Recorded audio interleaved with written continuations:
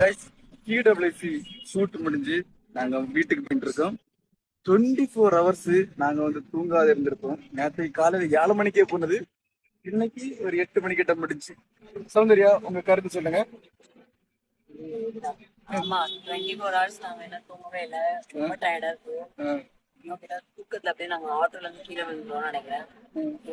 அர்ஜுனும் நானும் பயணம் தான் எங்களோட ஷூட்டை முடிச்சுட்டு நாங்க போயிட்டு இருக்கோம்.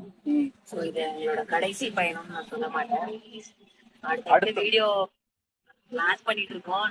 நடக்குமான்னு தெரியல, ஆனா நடக்கிறதுக்கு ட்ரை பண்றோம். பாய்.